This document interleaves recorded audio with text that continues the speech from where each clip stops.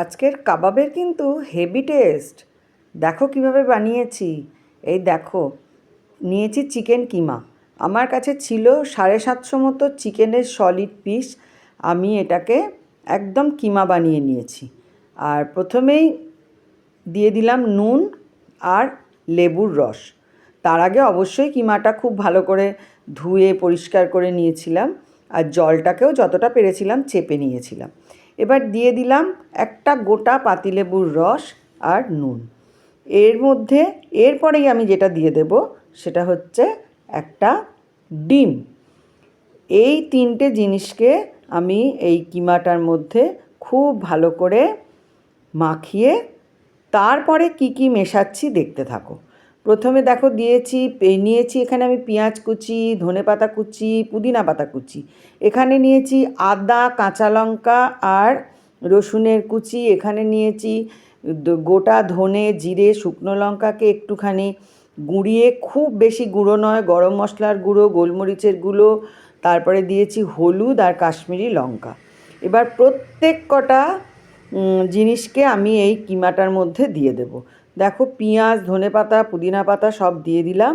আর এদিকে যাবতীয় মশলা সমস্ত কিছু, ওখানে কাসৌরি মেথিও আছে, সব কিছু এই চিকেনের মধ্যে দিয়ে দিলাম। দিয়ে খুব ভালো করে মেখে তারপরে এটাকে দেখো আমি একদম সুন্দর করে মাখতে হবে, যাতে প্রতিটা মশলা খুব সুন্দরভাবে চিকেনটার মধ্যে মিশে যায়। এরপর নিয়েছি 3টে পাউরুটি।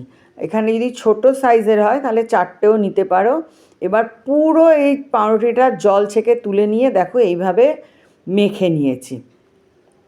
ভালো করে এটাকে মেখে নিয়ে এটাকেও আমি দিয়ে দিলাম ওই চিকেনের মধ্যে। তারপরে আবার মাখামাখি খুব ভালো করে চিকেনের মধ্যে পাউরুটিটা আবার আমি মেখে ফেলবো। তারপরে এটাকে রেখে দেব মানে অন্তত 3 ঘন্টা। তো তোমরা আরও বেশি রাখলেও রাখতে পারো। দেখো আমি ঢাকা দিয়ে রেখে দিলাম।